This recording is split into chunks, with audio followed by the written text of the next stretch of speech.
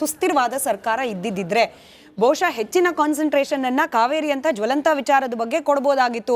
But ಪಾಪ ದೆಹಲಿಗೆ ಹೋದ್ರು, ಬಂದ್ರು, ಪಟ್ಟಿ ತಗೊಂಡು ಹೋದ್ರು, ಬಂದ್ರು. ಈ ಓಡಾಟದಲ್ಲಿ ಇಷ್ಟ ಇಲ್ಲದೆ ಇದ್ರು ಕೂಡ ಖಾತೆಯನ್ನ ನಿರ್ವಹಿಸ್ತಾ ಇದ್ದ ರಾಮಲಿಂಗಾರೆಡ್ಡಿ ಅವರು ಎಷ್ಟು ಮಟ್ಟಿಗೆ ಎಫರ್ಟ್ ಹಾಕಿದ್ರು ಅದ್ರ ಬಗ್ಗೆ ಜನರಿಗೆ ಅನುಮಾನ ಇದೆ. ಈಗ ಹೊಸದಾಗಿ ಬಂದಿರುವ ಸಚಿವರು ಅವ್ರನ್ನ ಅರ್ಥ ಮಾಡಿಕೊಂಡು ಅವರು ಪೂರಕವಾದ ಇನ್ಪುಟ್ಸ್ ಗಳನ್ನ ಕರ್ನಾಟಕದ ಪರವಾಗಿ ವಾದ ಮಾಡೋ ಲಾಯರ್ಗಳಿಗೆ ಕೊಟ್ಟು ಇದು ಯಾವಾಗ ಬಗೆಹರಿಯುತ್ತೆ? ಈ ಇನ್ಕನ್ಸಿಸ್ಟೆನ್ಸಿ ಕರ್ನಾಟಕದ ಜನರು ಕೇಳಿದ್ದಲ್ಲ ಸರ್. ನಾವು 3 ವರ್ಷದ ಹಿಂದೆನೆ ತೀರ್ಪು ಕೊಟ್ಟಿದ್ವಿ ನಿಮ್ಮ ಸರ್ಕಾರಕ್ಕೆ. ಈ ಇನ್ಕನ್ಸಿಸ್ಟೆನ್ಸಿ ತಂದಿದ್ದು ನೀವು ನಿಮ್ಮ ಪಕ್ಷದ ಆಂತರಿಕ ವಿಚಾರಗಳಿಂದ. ನೋಡಿ, ಪಕ್ಷದ ಆಂತರಿಕ ವಿಚಾರಗಳಿದ್ರೂ ಕೂಡ ಸರ್ಕಾರ ಇದೆ, ಸರ್ಕಾರದಲ್ಲಿ ಮುಖ್ಯಮಂತ್ರಿಗಳಿದ್ದಾರೆ, ಒಂದು ವ್ಯವಸ್ಥೆ ಇದೆ. ಆ ವ್ಯವಸ್ಥೆ ಮುಖಾಂತರ ನಿರಂತರವಾಗಿ ಸರ್ಕಾರ ಕೆಲಸ ಮಾಡ್ತಾ ಇದೆ. ನಂಬರ್ 1, ಜೂನಲ್ಲಿ ನಾವು 9.5 TMC ನೀರು ಬಿಡಬೇಕಾಯಿತು ತಮಿಳುನಾಡಿಗೆ, ನಾವು ನೀರು ಬಿಡಲಿಲ್ಲ. ಯಾಕಂದರೆ ಮಳೆ ಬರಲಿಲ್ಲ, ನೀರು ಬಿಡಲಿಲ್ಲ, ಮಳೆ ಬರಲಿಲ್ಲ, ಕೊರತೆ ಇತ್ತು, ನೀರು ಬಿಡಲಿಲ್ಲ. ಜುಲೈನಲ್ಲಿ ಅತ್ಯಂತ ಕಡಿಮೆ ಅಲ್ಪ ಪ್ರಮಾಣದಲ್ಲಿ ಮಳೆ ಬರ್ತಾ ಇತ್ತು. ನಮಗೆ ಸ್ಟೋರೇಜು 4 ಜಲಾಶಯಗಳಿಂದ ಕೇವಲ 34 TMC ನೀರಿತ್ತು. ನಾವು ಕುಡಿಯೋಕ್ಕೆ ಬೇಕಾದಕ್ಕೆ ಬಿಡೋದಿಲ್ಲ. ಎಸ್ಪೆಷಲಿ KRS ಅಲ್ಲಿ 18 TMC ಇತ್ತು, 5 TMC ಡಿಸ್ಚಾರ್ಜ್ ಹೋದ್ರೆ 13 TMC ಇರುತ್ತೆ. ನಾವು ನೀರು ಬಿಡೋದಿಲ್ಲ. ಇದು ಜುಲೈನ ವಾಸ್ತವ. ಅವರು 3,500 ಕ್ಯೂಸೆಕ್ಸ್ ಬಿಡಿ ಅಂದ್ರೂ ಕೂಡ ನಾವು ಬಿಡಲ್ಲ ಅಂತ ಹೇಳಿ ತೀರ್ಮಾನ ತೆಗೆದುಕೊಂಡು, ಅದು ಸರ್ಕಾರದ ಬದ್ಧತೆ. ಅದು ಸರ್ಕಾರ ಜನತೆಯ ಮೇಲೆ, ರೈತರ ಮೇಲೆ ಕೊಡ್ತಕ್ಕಂಥ ಗೌರವ. ರೈತರು ಹೋರಾಟ ಮಾಡಲಿ, ಸರ್ಕಾರ ಜನತೆ ಹೋರಾಟ ಮಾಡಲಿ, ಅವರ ಹೋರಾಟಕ್ಕೆ ನಾವೇ ಬೆಂಬಲವಾಗಿ. ಅವ್ರ ಹೋರಾಟ ಏನು? ನೀರು ಬಿಡಬೇಡಿ ಅಂತ ಹೋರಾಟ, ನಮ್ಮನ್ನ ಹಿತವನ್ನ ಕಾಯಿರಿ ಅಂತ ಹೋರಾಟ.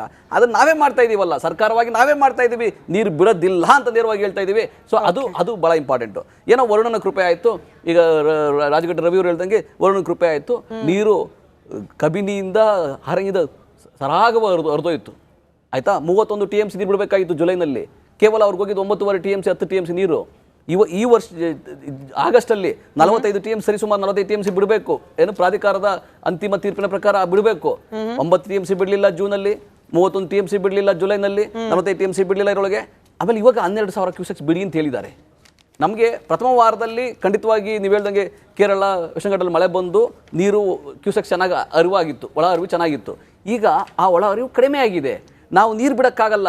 ಇವಾಗ 4 ಜಲಾಶಯಗಳಲ್ಲಿ 114 TMC ಕೆಪಾಸಿಟಿ ಇರೋ ಜಲಾಶಯಗಳಲ್ಲಿ ಕೇವಲ ಸರಿಸುಮಾರು 80 TMC ಅಷ್ಟು ನೀರಿದೆ. 77 ಸರ್. ಆಯ್ತು, 77 TMC ನೀರಿದೆ.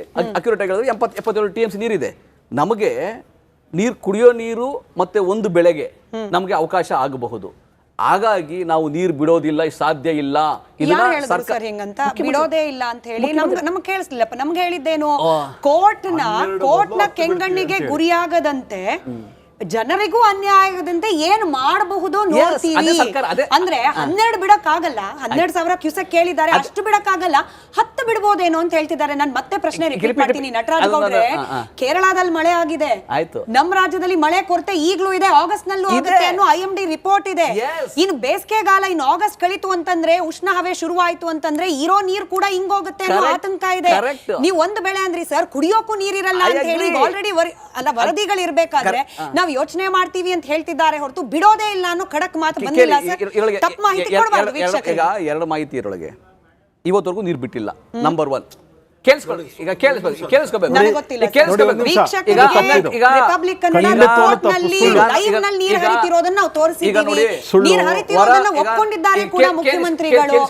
12,000 ಕ್ಯೂಸೆಕ್ಸ್ ಕೇಳಿದ್ದಾರೆ ಅವರು. ನೀವೇ ಹೇಳ್ದಂಗೆ ನಾವು 77 TMC ನೀರಿದ್ರು ಕೂಡ 4 ಜಲಾಶಯಗಳಲ್ಲಿ ಈ ತಿಂಗಳು 45 TMC ನೀರು ಬಿಡಬೇಕಿದ್ರು ಕೂಡ ಕೇಳಿಸ್ಕೊಳ್ಳಿ. ಇದು ಕಂಪ್ಲೀಟ್ ಆಗಬೇಕು. ಇದು ಇಂಟರ್ಪ್ಟ್ ಮಾಡಬಾರದು. ಇದು ತಪ್ಪಿದು. ಇಲ್ಲ, ನೀವು ನಾನು ಮಾತಾಡಕ್ಕೆ ಕಂಪ್ಲೀಟ್ ಮಾಡಬೇಕು. ನಾನು ಮಾತಾಡಕ್ಕೆ ಬಿಡಬೇಕು. ಸಮರಿ ಆಫ್ ರಿಪ್ಲೈ ನಲ್ಲೇ ಇದೆ ಸರ್. ನೀವು ನೀರು ಬಿಟ್ಟಿಲ್ಲ ಅಂತಿದ್ದೀರಿ. ಡಬಲ್ 45,000ಕ್ಕೆ 86,000 ಬಿಟ್ಟಿದ್ದೀವಿ ಅಂತ ಹೇಳಿ ಸಮರಿ ಆಫ್ ಸರ್. ಜುಲೈದಲ್ಲ ಸರ್. ತಪ್ಪು ಮಾಹಿತಿ ಕೊಡಬಾರದು. ಈ 15 ದಿನಗಳಲ್ಲಿ ಏನ್ ಕೇಳಿತ್ತಲ್ಲ 3,500 ಕ್ಯೂಸೆಕ್ ನೀರು, ಅದ್ರ ಪ್ರಮಾಣ ಸರ್. ಅದನ್ನ ಕೂಡಿ ಕಳೆದ್ರೆ 45,500 ಕ್ಯೂಸೆಕ್ ಬಿಟ್ಟಿರೋದೆಷ್ಟು? 86,797. ನಿಮಗೆ ತಿಳ್ಕೊಳ್ಳಿ, ಆರಂಗಿ ಮತ್ತೆ ಕಬಿನಿನಲ್ಲಿ 90% ತುಂಬಿದೆ. ಆರಂಗಿ ಮತ್ತೆ ಕಬಿನಲ್ಲಿ ಕೇಳಿಸ್ಕೊಳ್ಳಿ. ಈಗ ಹಂಗೆಲ್ಲ ಹೇಳ್ಬಾರ್ದು, ನಾನು ಹೇಳಕ್ ಹೋಗ್ಬಾರ್ದು. ಈಗ ಅಶೋಕ್ ಅವ್ರ ಮಾತಾಡಕ್ ಬಿಟ್ಬಿಡಿ. ಈಗ ನಾನು ಮಾತಾಡಕ್ ಬಿಟ್ಬಿಡಿ. ಆಮೇಲೆ ಹೇಳಿ ಮುಖ್ಯಮಂತ್ರಿಗಳು 45 TMC ಬಿಡ್ಬೇಕಾಗಿತ್ತು ಈ ತಿಂಗಳಲ್ಲಿ. ನಾವು ಆ ನೀರು ಬಿಟ್ಟಿಲ್ಲ. 45 TMC ಬಿಟ್ಟಿದೀವ. ನಾವು ಬಿಟ್ಟಿದ್ದೀರಿ 45 TMC ಬಿಟ್ಟಿದೀವ. 45 TMC ಬಿಟ್ಟಿದ್ದೀರಿ ಸರ್. 45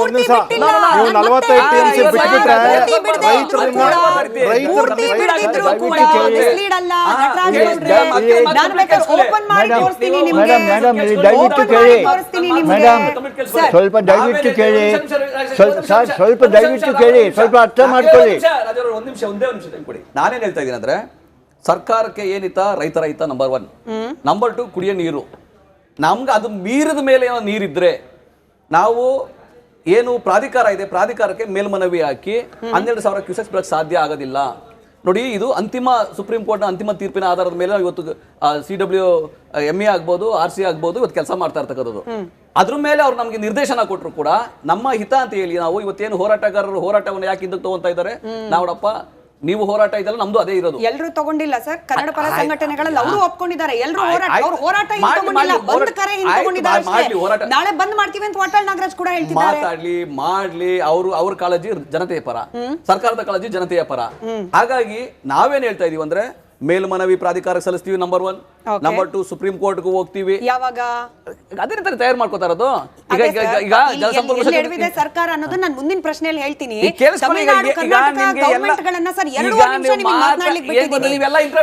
ಸಂಪೂರ್ಣ ಮಾಹಿತಿ